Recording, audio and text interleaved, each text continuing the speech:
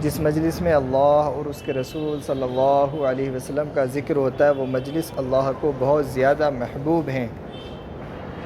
اللہ نے ایسی مجلسوں میں بیٹھنے والوں کی مغفرت کے وعدے کیے۔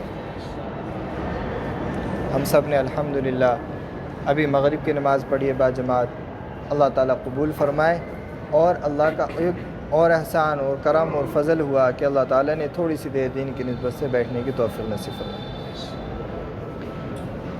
ایسے مجلسوں کو فرشتے ڈھونڈتے پھرتے ہیں، جہاں یہ مجلسیں نظر آتی ہیں چاروں طرف سے گھیر لیتے ہیں، زمین سے لے کر آسمان تک قطار لگا لیا کرتے ہیں فرشتے۔ اور یہ ایسی بابرکت اور اونچی مجلس ہیں کہ اس طرح چمکتی ہوئی نظر آتی ہیں آسمان والوں کو جس طرح زمین والوں کو ستارے چمکتے ہوئے نظر آتے ہیں۔ جس مجلس کے اندر اللہ اور اس کے رسول صلی اللہ علیہ وسلم کا تذکرہ ہوتا ہے وہ مجلسیں اللہ کو بہت زیادہ محبوب ہیں، اتنی محبوب ہیں کہ ان میں بیٹھنے والوں کی اللہ رب العزت مغفرت فرما دیا کرتا ہے۔ ایسی بابرکت مجلسیں ہیں اور ایسی اونچی مجلسیں ہیں کہ اگر اس مجلس میں کوئی اپنی ضرورت کے لیے آیا، اللہ تعالیٰ ان مجلس میں بیٹھنے والوں کی برکت سے اس کے بھی مغفرت کے وعدے فرماتے ہیں۔ یہ مجلسیں ایسی ہیں کہ فرشتے آپس میں کہتے ہیں کہ آؤ، جس مقصد کے لیے آئے تھے تم لوگ، وہ مطلوبہ چیز یہاں ہے ان مجلسوں میں۔ تو اللہ تعالیٰ ہم سب کو ایسی مجلسوں کی قدر نصیب فرمائے اور بار بار ایسی مجلسوں میں بیٹھنے کی توفیق نصیب فرمائے۔ دیکھو، اللہ تعالیٰ نے ہمیں اس دنیا کے اندر بہت تھوڑی سی زندگی دی ہے، بہت مختصر سی زندگی دی ہے، اور ہمیں اللہ رب العزت نے دنیا کے اندر کم و بیش 18,000 مخلوقات پیدا کی۔ ان سب میں سب سے بہترین مخلوق انسان کو بنایا۔ اللہ نے ہمیں اور آپ کو بنایا۔ کیا 18,000 مخلوقات میں سے چن کر کے اللہ رب العزت نے ہم سب کو انسان بنایا۔ اب اللہ نے ایک اور احسان کیا ہم پر، بے انتہا احسانات کیے اللہ نے۔ اتنے احسان تو اللہ نے کیا بنایا، ہمیں انسان بنایا کہ ہم ساری زندگی اور انسانوں میں سے چن کر کے اللہ نے ایک اور احسان کیا، ہم پر کرم کیا، فضل کیا۔ اتنے احسانات ہیں ہم سب کو ایمان کی دولت سے نوازا، ایمان والا سب سے پہلے مسلمان بنایا، ایمان والے گھر میں پیدا کیا۔ یہ اللہ کا احسان ہے۔ اور ایک اور احسان کیا، پہلے تو اشرف المخلوقات بنایا، تمام مخلوق میں سب سے بہترین مخلوق انسان بنایا، پھر ایمان والا بنایا، پھر ایک اور احسان کیا ہم پر۔ کیا احسان کیا؟ جناب رسول اللہ صلی اللہ علیہ وسلم کی امت میں پیدا فرمایا، اس امت میں پیدا فرمایا۔ یہ امت آخری امت ہے اور یہ امت تمام امتوں سے بعد میں آئی ہے، جنت میں انشاءاللہ پہلے جائے گی، اس کا یہ مقام ہے۔ اللہ نے اس امت کی خود تعریف کی ہے۔ کیا تعریف کی ہے؟ کہ تم بہترین امت ہو، لوگوں کی نفع رسانی کے لیے نکالے گئے، اچھائیوں کا حکم کرتے ہو اور برائیوں سے روکتے ہو، خود بھی اچھے کام کرتے ہو، دوسروں کو بھی اچھائیوں کی دعوت دیتے ہو، خود بھی برائیوں سے رکتے ہو اور دوسروں کو برائیوں سے روکنے کی فکر کرتے ہو۔ اللہ رب العزت نے خود اس امت کی تعریف کی ہے۔ تمام امتوں سے یہ امت بعد میں آئی ہے اور جنت میں انشاءاللہ پہلے جائے گی۔ کیوں تعریف کی ہے؟ کہ اس کو ایک بہت بڑی ذمہ داری دی ہے، بہت بڑا کام دیا ہے۔ کیا کام دیا ہے اس امت کو؟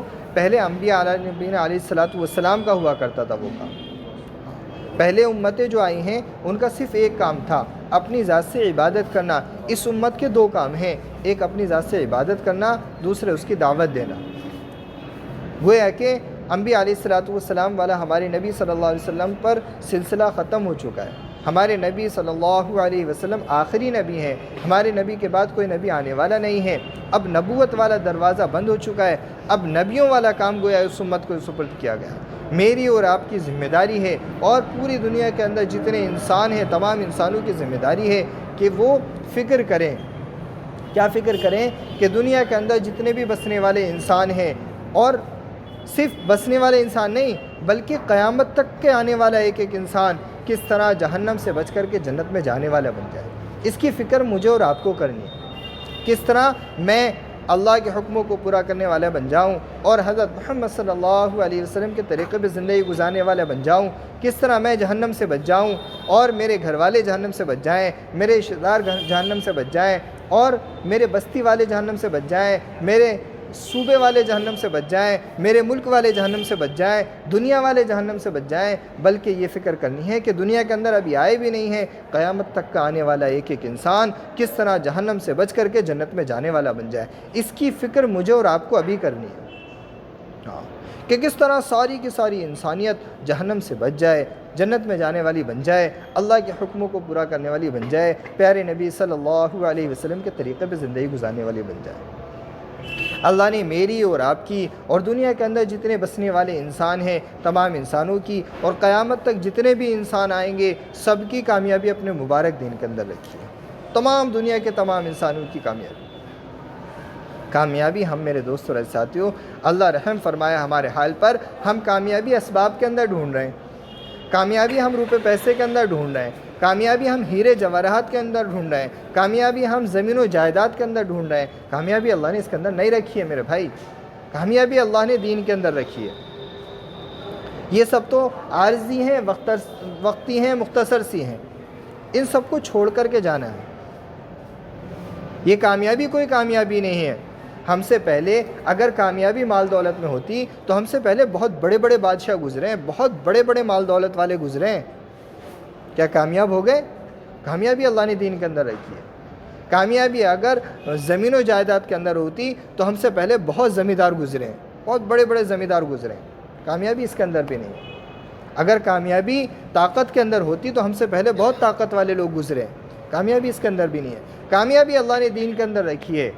صحابہ رضی اللہ تعالیٰ عنہم اجمعین کی اگر ہم زندگیاں اٹھا کر کے دیکھتے ہیں تو صحابہ کی زندگی کے اندر جب دین داخل ہوا تو اللہ نے انہیں کامیاب کر کر دکھایا۔ کیسا کامیاب کیا؟ دنیا میں بھی کامیاب کیا اور آخرت میں بھی کامیاب کیا۔ دنیا میں کیا کامیاب کیا کہ دنیا میں اللہ رب العزت نے ان کو حاکم بنایا، بڑے بڑے ملکوں پہ حکومت کرنے والے بنے صحابہ، اور قیصر و کسریٰ کے تاج قدموں میں ڈال دیے۔ یہ تو دنیا کی وقتی کامیابی تھی۔ اور آخرت میں کیسے کامیاب کیا؟ رضی اللہ تعالی عنہم اجمعین کا پروانہ دے دیا اللہ نے۔ اللہ کہہ رہے ہیں میں تم سے راضی، تم مجھ سے راضی۔ دنیا کے اندر رضی اللہ تعالیٰ عنہم اجمعین کا پروانہ مل گیا کہ گویا دونوں جہاں میں کامیاب کر کر دکھایا اللہ نے صحابہ رضی اللہ تعالیٰ عنہم اجمعین کو، دنیا کے اندر بھی اور آخرت کے اندر بھی۔ کامیابی، اصل کامیابی آخرت کی ہے جو ہمیشہ ہمیشہ کی ہے، لامحدود کامیابی ہے، کبھی ختم نہ ہونے والی کامیابی ہے۔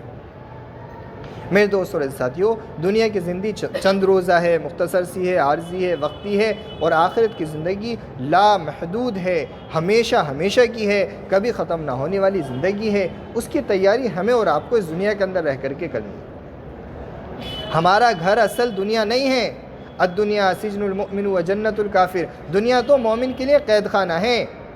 جس طرح اس دنیا قیدی قید خانے کے اندر رہتا ہے، اسی طرح مومن بندہ اس دنیا کے اندر رہتا ہے کہ قیدی کو جو کھانے کو دیا جاتا ہے وہ کھانا پڑتا ہے، اس کو جو کپڑے پہننے کے لیے دیا جاتا ہے وہ پہنتا ہے، اور جو کام کرنے کے لیے دیا جاتا ہے وہ کام کرنا پڑتا ہے۔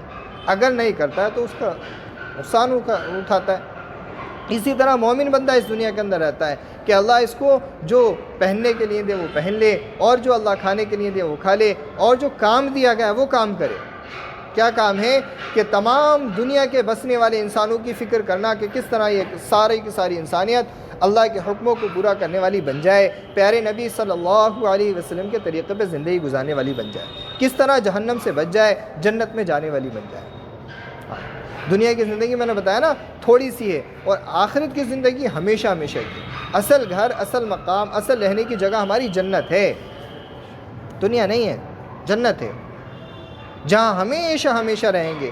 وہاں کی کامیابی ایسی کامیابی ہے کہ وہاں کامیاب ہو گیا انسان ناکام ہو ہی نہیں سکتا۔ جس کو کامیاب کر دیا اللہ نے وہ ہمیشہ ہمیشہ کر۔ موت کو بھی موت آ چکی ہوگی وہاں، اس کے بعد کوئی موت نہیں آتی۔ اور ایسی کامیابی ہے کہ وہاں انسان جو چاہے گا، خواہشات بھی اللہ ساری کی ساری خواہشات پوری کرے۔ خواہشات کی پوری کرنے کی جگہ جنت ہے، دنیا نہیں ہے۔ تو میرے دوستوں اور ساتھیوں، کامیابی اللہ نے دین کے اندر رکھی ہے۔ دین کیا ہے؟ اللہ کا حکم اور حضرت محمد مصطفیٰ صلی اللہ علیہ وسلم کا طریقہ، اس میں کامیابی ہے۔ صحابہ نے یہی تو اپنایا تھا، اللہ کے حکموں کو پورا کیا تھا، اور پیارے نبی صلی اللہ علیہ وسلم کے طریقے پہ زندگی گزاری تھی، تو اللہ نے انہیں کامیاب کر کر دکھایا۔ اسی طرح اللہ ہمیں اور آپ کو بھی کامیاب کرے گا جب ہم بھی اللہ کے حکم اور پیارے نبی صلی اللہ علیہ وسلم کے طریقے پہ زندگی کریں۔ اللہ کے حکموں میں بڑے بڑے احکامات ہیں، نماز ہے، روزہ ہے، حج ہے، زکوٰۃ ہے، بڑے بڑے احکامات ہیں۔ نماز ایک ایسا تحفہ ہے کہ اللہ سے براہ راست بات کرنے کا ذریعہ نماز ہے۔ نماز مومن کی معراج ہے، اور حضرت محمد مصطفیٰ صلی اللہ علیہ وسلم کی آنکھوں کی ٹھنڈک ہے نماز۔ جس شخص نے نماز قائم کی اس نے دین کو قائم کیا، اور جس شخص نے نماز چھوڑ دی اس نے دین کو چھوڑ دیا۔ ایک حدیث پاک کا مفہوم ہے، نماز جو ہے دین کا ستون ہے، کھمبا ہے، پلر ہے۔